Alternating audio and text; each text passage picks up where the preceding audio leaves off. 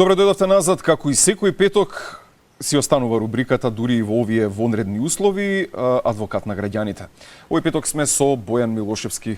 Добро утро, секој утро, Бојан.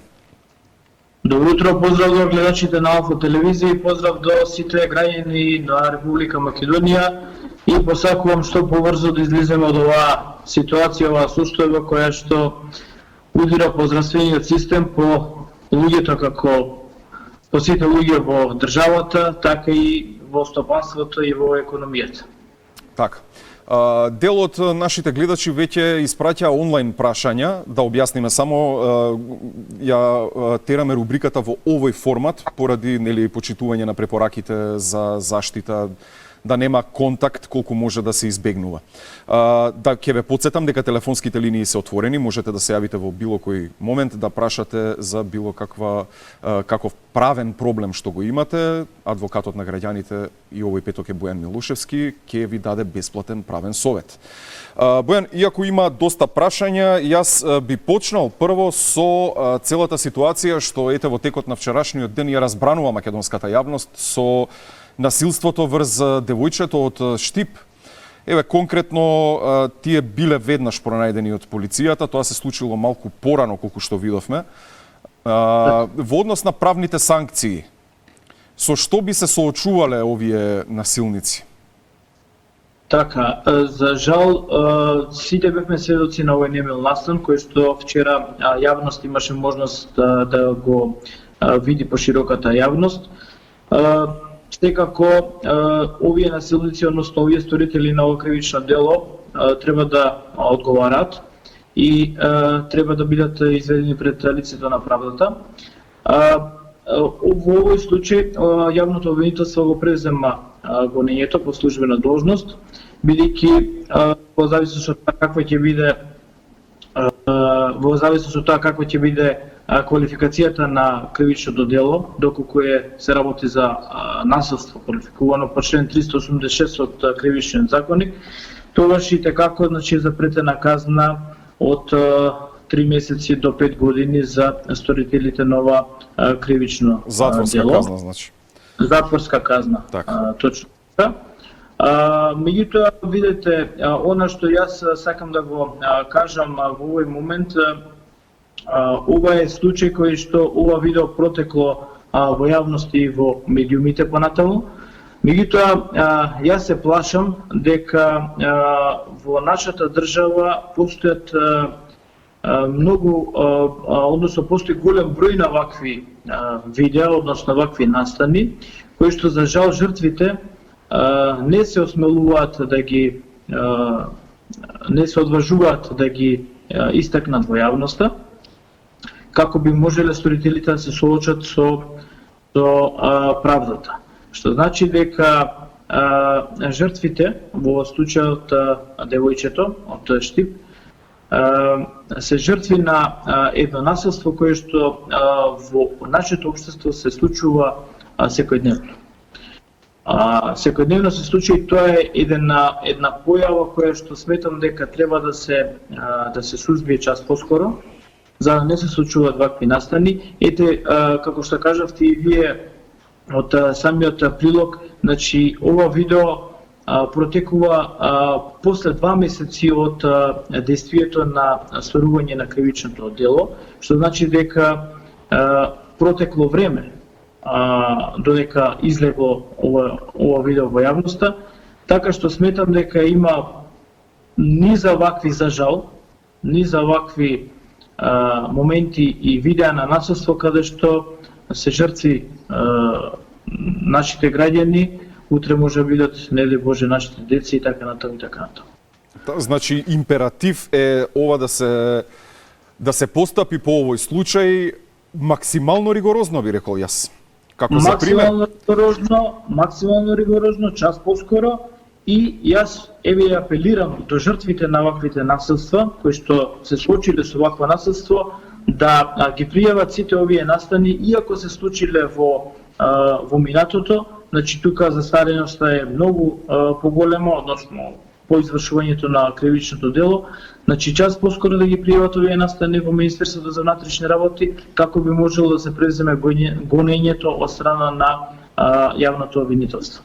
Так, Исто така, во текот на вчерашниот ден забележав дека доста мои колеги адвокати се приклучуваат, односно сакаат да ја жртвата на ова насилство, девојчето да го бранат про боно, значи без никаков надомест, како оштетена во овој случај. Исто така и јас себе јавно се приклучувам кон ваквата одбрана, доколку колегите значи не учествуваат во одбрана на оштетениот во случајот девојчето, така што сметам, со ова сакам да кажам дека ваквиот настан најде една голема општествена осуда во нашата држава и уште еднаш на тој начин апелирам до сите жртви на ваков тип на насилство и на било каков вид на насилство, семејно насилство и така натаму,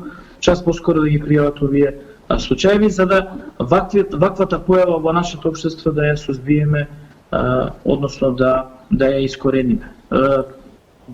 Генерално, значи, превенирајќи во ваквиот начин на однесување на овие сторители на кривично дело. Споменав максимална ригорозна казна од аспект на психологија. Тоа би имало некој психолошки аспект пред се, психолошки ефект врз жртвите пред се, да се одважат и да пријават.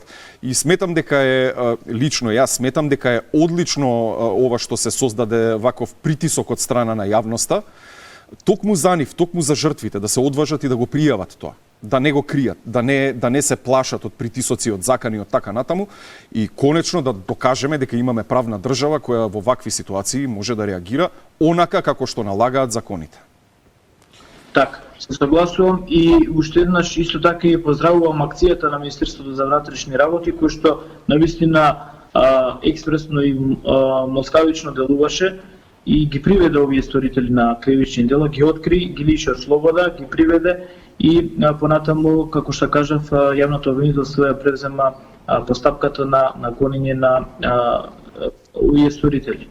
Како што кажавте и вие, јас искрено да ви кажам и се сомневав дека и самата жртва на ова кривично дело ќе се одважи да каже збор 2 во врска со овие настани кои што протекува нели во јавноста дел од исказот кој што го има и дадено и девојчето, вклучително дека и снимката е околу 2 месеци стара, меѓутоа овдека како што кажавте, психолошкото дејство врз жртвата треба да биде во прв план во врска со одважување на овие личности во смисла на тоа да во иднина не се плашат од овие сторители на кривични дела, па во таа насока и она можна санкција да биде изречена најстрога колку што би можело да биде, за да би делувало превентивно понатаму да, за пример.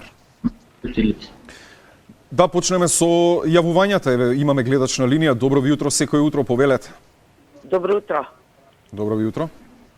Сакам да ве прашам, имам кафич од 14 март не работиме, знаете дека забрана имаше и престанавме со работа. Од 14 март? Да. Добро. Предходно, јас имав склучено договор со Перпетум Мобиле агенција за обезбедување од септември месец минатата година, од прилика. Добро. Сега, јас, бидејќи не работам, седам дома и не се знае до кога ќе биде, значи се јавив да го раскинам договорот со мејл.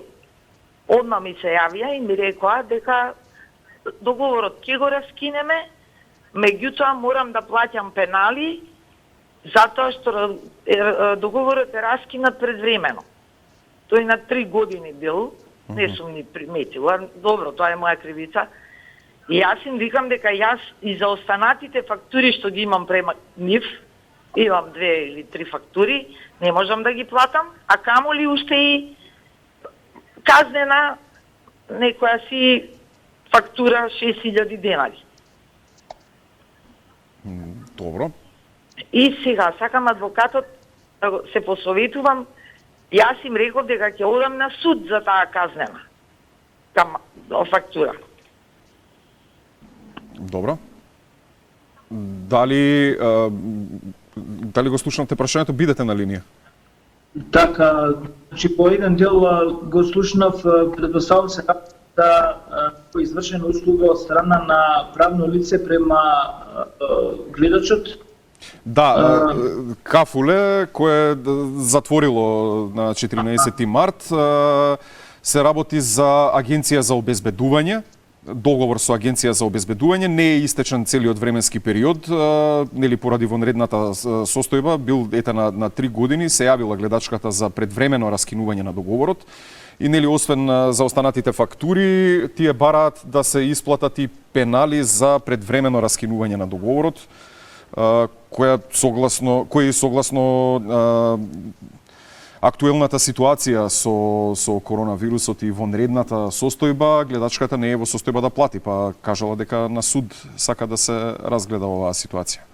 Да, видете, во овој случај како што го опишува гледачката, неспорно е дека ќе треба да се ги плати оние фактури за достојаното поверување кое што ви има правното лице спрема ЕЗЕ до денот на моментот на введување на по работа, но она што раскина договор за понатака кој што не произведува правни фактури за воиднина, доколку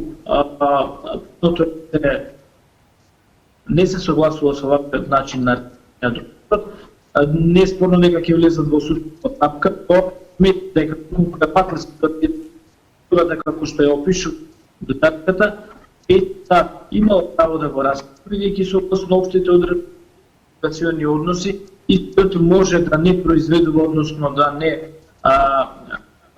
действија во случај на вонредна состојба, која е состојба во нашата држава, која е факт поведена како вонредна состојба. Така што сметам дека има право раскина во овој случај договорот, бидејќи настапиле оние последици на вонредни околности каде што договорот не може понатаму да измени.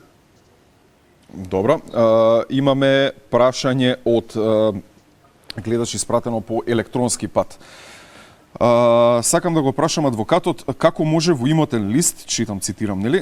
Како може во имотен лист сосопственици сме со Република Македонија за имот, парцела вратена со денационализација, постапка која водевме од 2008 година, вели гледачот, и сега конечно е завршена, но не можеме да се издвоиме од Република Македонија, односно како да направиме физичка делба со РМ на парцела во градежен опфат.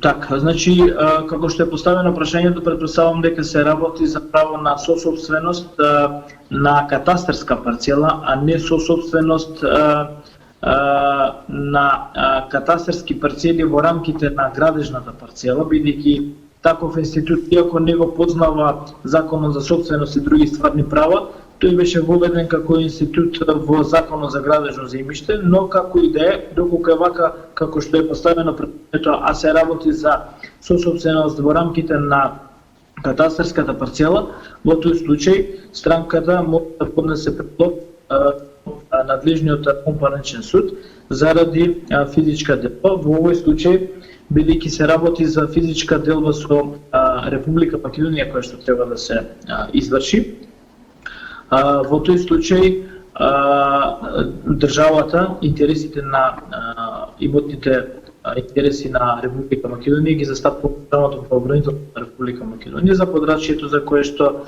се наоѓа имотот. И во тој случај ќе треба да се изготви вешна мислење во предлог, односно да го достави предлагачот, вешна мислење кој што ќе има, кој ќе биде изготвен од страна на област на геодезијата, бидејќи се работи за нумерички податоци за делба на земјиште, колку што разбрав, така што во соодветна судска постапка, вонпарнична постапка, сметам дека ќе може да го оствари своето право на физичка делба странката, односно гледачката. Така. Навистина стигна доста прашања по електронски пат. Еве го следното, вели, работам во Скопје, а живеам во Куманово. Поради одлуката од владата за забрана на јавниот автобуски и железнички сообраќај од Куманово кон Скопје и обратно, не сум во можност за одење на работа. А работам во јавно предпријатие, меѓутоа ми се врши притисок од раководителите сепак да одам на работа. Кои се моите права во оваа ситуација? Интересно прашање ова. Истото може да се поврзе со неодамнешниот заклучок донесен од страна на Врховниот суд на Република Македонија.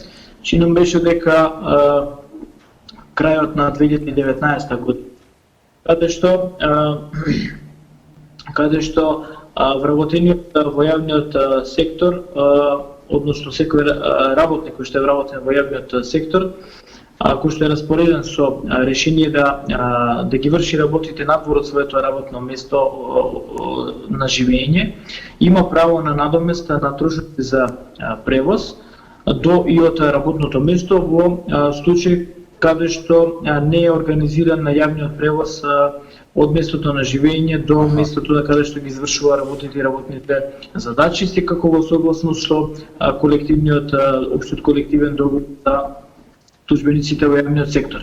Сега, овдека, ако добро го разбрав прашањето, овој јавен превоз поради вонредната состојба и поради уредбата за превоз на патници е укинат, што значи дека работникот по однос на ова правно мислење, да речеме од страна на Врховниот суд, како воедначено мислење помеѓу сите судови во Република Македонија, може да го користи правото на надомест на трошоците што ќе патува од местото на живење до работното место во случајот Куманово, како што разбрав дека.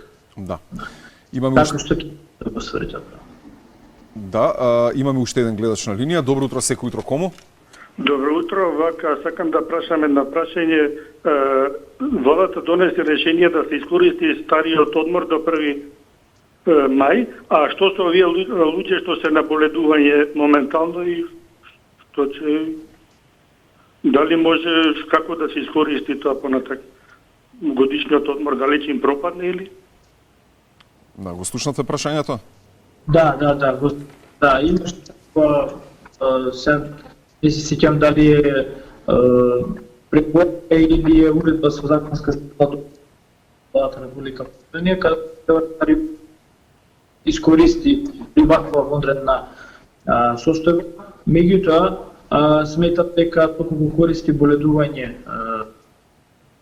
гледачот, дека ќе може по тој основ да се сложи годишниот одмор и дека поради настапни околности на боледување дека треба да се запише во време кога треба да се годишниот одмор оној рок да се почнат и Извини, Бојан, малку е лоша конекцијата, ако може да го повториш последниот дел?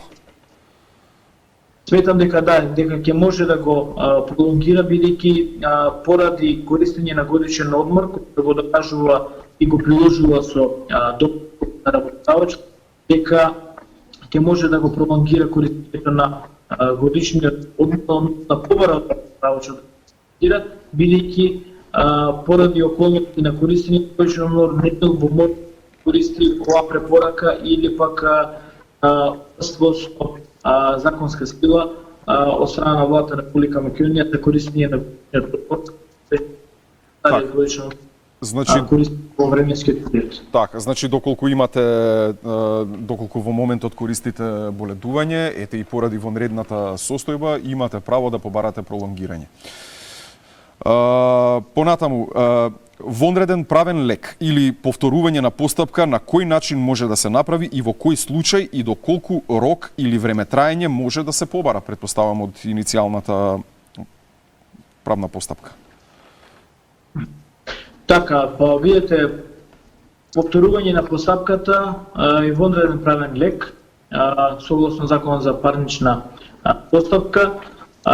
Сега има многу повеќе случаи, има каде што може да се побара повторување на постапката. Битно е да се каже дека најчесто еден од случаевите каде што се користи овој правен водвен правен постапката, каде што странката по правосилност на пресудата узнае за нови факти или најде или стекне нови докази, като не може или не може по постапката да случила правилно, или пак ови докази се ги приплашат или ги узнала, пополно би влијале за самата рокот за поднесување на барање за повторување на постапката изнесува 30 дена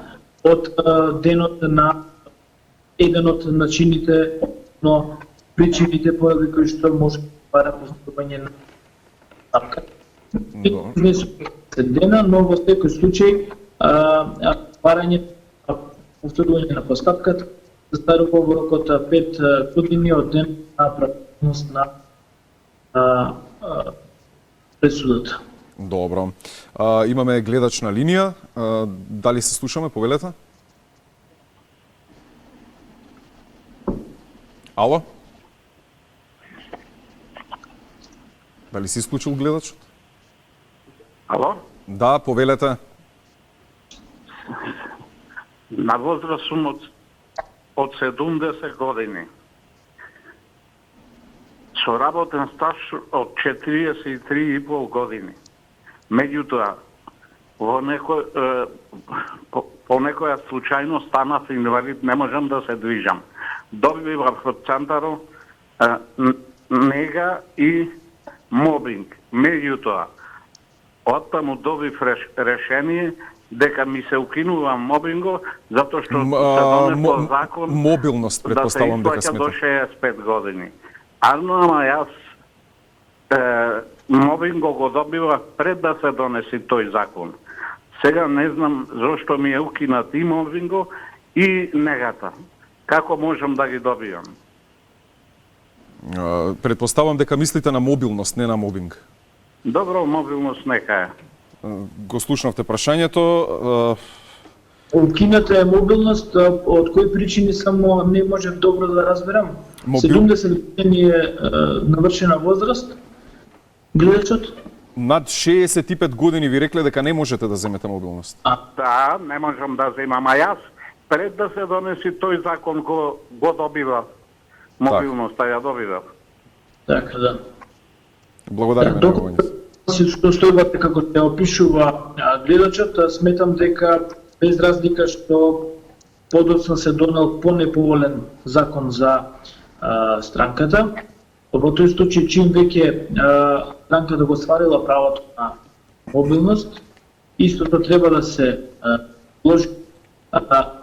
Оваа законска одредба е во смислото да не може да ствари има повеќе 55 годишна возраст, јута доколку веќе го стварила право. Имаме доста прекини, ќе може уште еднаш ова да го повториме. Сметам дека странката, односно гледачот, без разлика што подоцна се донел закон кој што е понеповолен за него, сметам дека доколку го стварила правото на мобилност, истото не може да се веќе укине, бидејќи е веќе право. Да. То странката ја опатувам да се обрати до подрачната единица, Министерството за труд и социјална политика и со соодветен на поднесок да постави жалба или приговор во зависност од сега не каков е актот донесен со кој што се укинува мобилност и дали е запазен рокот за постапување. Прашање до адвокатот, до колку години застарува предмет каде што треба да се исплати штета, конкретно пари, се работи за институција каде работело лицето, исто така и адвокати што требаше да исплатат пари. Малку е конфузно прашањево, но Добро, како и да е, општите одредби за надомест на штета секако значи застаруваат за 3 години, односно за 5 години, така што во рокот 3 години може да побарува странката или било кој граѓанин надоместна штета, но во секој случај му застарува правото на во рок од 5 години, значи според општите услови за застареност на побарувањето, вклучително и надомест на штета. Така што, но доколку не е поведена постапка, сега знаете, односно гледачите треба да знаат дека со најновата уредба, односно последната влада Република Македонија, која што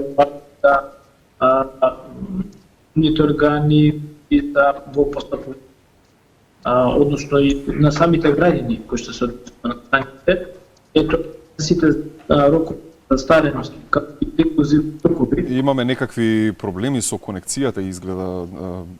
Може уште еднаш, извини, што инсистирам да се повторуваат, меѓутоа навистина има доста прекини.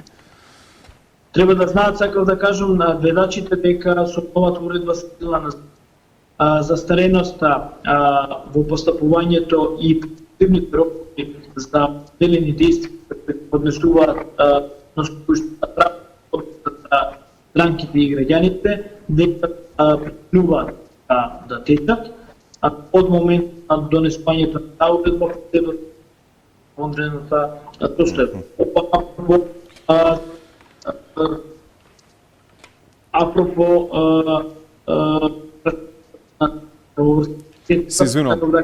Се извинувам, ајде вака ќе направиме, ајде ќе го промениме пристапот, ќе се конектираме телефонски, ќе ви звонат од режија, ќе ве побараат по телефон, веднаш ќе им го испратам вашиот телефон, за да можеме, бидејќи има многу прекини нешто во конекцијата, не знам што е работата, сепак да не им останеме должни пред се на гледачите, бидејќи ова го правиме за нивен интерес. Веднаш ќе го средиме тоа. Се извинувам само момент.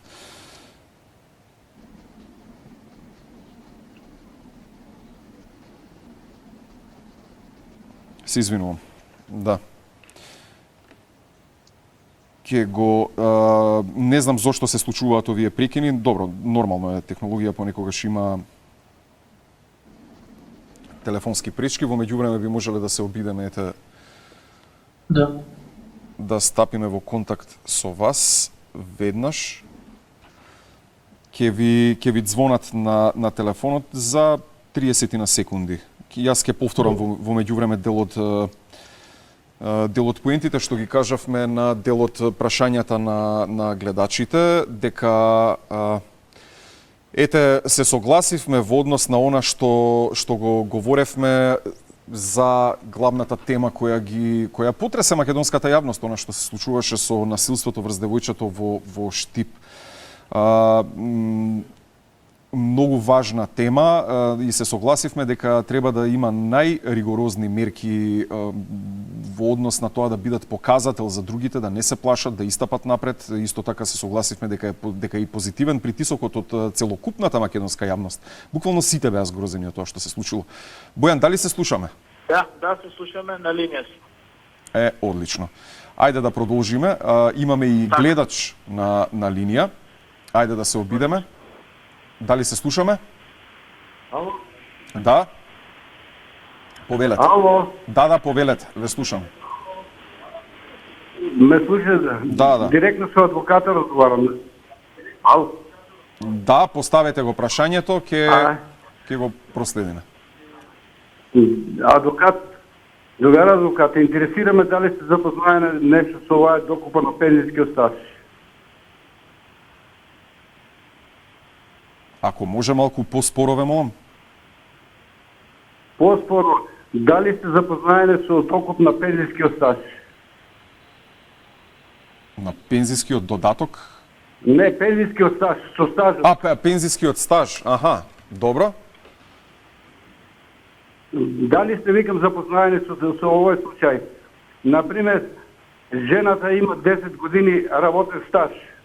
Меѓутоа не може да докупе стаж Како може тоа да се овјасни? Сакаме да закупиме преко земјоделците, преко имот, 5 години да закупиме стаж па да добиеме до пензија. Дали со тоа запознаен нешто? Оти кост со законот. Од друго место може да се докупи стаж? Дали може да се докупи стаж? Да, од земјоделците. Од земјоделци. Да, по земјоделска дејност. Од земјоделска заедница. Слушате, Бојан? Осте со земјоделците на некој начин Прашањето да. многу неправдани овај случај, а има жената 10 години стаж. Добро, во ред. Ајде да видиме што ќе каже адвокатот. Не сум запознан конкретно, значи во врска со вршење на земјоделска дејност, така што тоа ќе треба да се провери добро, бидејќи имаше закон, измени и дополнување на законот пред известно време донесен од страна на Собранието на Република Македонија непосредно пред распуштањето на истото, кое што беше уредено, значи, она докупување на стаж на оние осигуреници кои што им фалеа определени години на работен стаж за да го остварат правото на старосна пензија. Но за во врска со вршењето на земјоделска дејност, тоа навистина не би можел да ви кажам, бидејќи треба да се провери дали и која е важноста за оваа категорија на стопанственици, односно вршители на земјоделска дејност. Така. Во ред имаме уште едно прашање поставено од наш гледач. Ние што не сме вработени и двајцата, со што ќе се издржуваме за ова време? Сега вака вели гледачот што го има испратено. Ние сме 5-члено семејство со 2 мали деца под 6 години, едно поголемо и двајцата не сме вработени. Само со пари од трето дете. Ќе ги пуштат ли тие пари? Прашува гледач. Видете сега, значи да, го разбрав прашањето, меѓутоа не можам да се ставам во својство на институција која што го исплати овој надоместок во смисла на тоа дали ќе се исплатат овие средства или не. Нормално секако би требало да се исплатат и тоа унапред, како што се исплаќа, како што се исплати со одлука исто така на владата пензијата кај корисниците на пензија, односно предвремено, нели, пред истекот на месецот. Меѓутоа, гледачот секако дека има право на паричен надоместок. Сега не можам да заклучам од прашањето дали истиот некогаш тој и сопругата биле вработени, па да го искористат на право. Да, дали непосредно пред ситуацијава останале без работа или друг... Дали претходно работеле, односно дали имале непрекинат работен стаж 18, односно 12 месеци со непрекинато или во последните 12 месеци, во последните 18 непрекината стаж најмалку 9 месеци или пак со прекина 12 месеци во последните 18 месеци. Доколку тоа го имале, бидејќи работодавачот секако избојувал и надоместок за во случај на невработеност, па во тој случај, доколку останале без работа по некои од основите кои што се дозволени со законот, имаат право на паричен надоместок во секој случај. Затоа и не можам од прашањето да заклучам точно за што се работи, меѓутоа нека се обратат со сите докази кои што ги поседуваат, да види дали може да искористат нешто, бидејќи кажува гледачот дека двајцата се невработени. Така. И имаме време за уште едно прашање. Велат, ве молам совет, интересно прашање. Ве молам совет, како може да извршам делба на имот со мои роднини во Австралија со кои немам контакт? Ето, вака, во законот, значи, предвидено е доколку е непозната адресата или е непозната странката против која што се бара да се преземе или да трпи определено действие, Во тој случај, Центарот за социјални работи определува привремен застапник, кој што ќе ги застапува личните и имотните права на странката за време на, односно доколку таа не може да се јави во својство на странка во судот или пред друг надležен орган. Така што во овој случај, бидејќи се работи за делба на заеднички имот, сметам дека треба да поднесе исто така како и првото прашање што беше поставено, предлог странката до судот, па судот на барање да определи привремен застапник. Меѓутоа, судот ќе ги истрпи сите оние можности да најде странката против која ја е поведена оваа постапка, па доколку не успее во тоа, во тој случај ќе се определи привремен застапник кој што ќе ги штити правата и интересите на странката исто како да е присутна во постапката. Така што, значи, Во секој случај зборуваме за една долготрајна постапка. Па добро, видете, доколку се определи привремен застапник, таа постапка ќе биде исто онолку ќе трае колку што исто како да биде странката присутна. Така што Центарот за социјални работи определува адвокат, бидејќи се работи за физичка делба од листата на адвокати од комората на адвокатската комора, така што истата временски период ќе трае како странката да е присутна во моментот на постапувањето, односно водењето на судската постапка. Бојан, ви благодарам. Бојан Милошевски, адвокат на граѓаните, ете со мали потешкоти, но успеавме да останеме во служба на граѓаните, да ги слушнеме и презентираме нивните проблеми и евентуални решенија. Благодарам уште еднаш што бевте дел од утринската Добро утро секој утро на Алфа телевизија.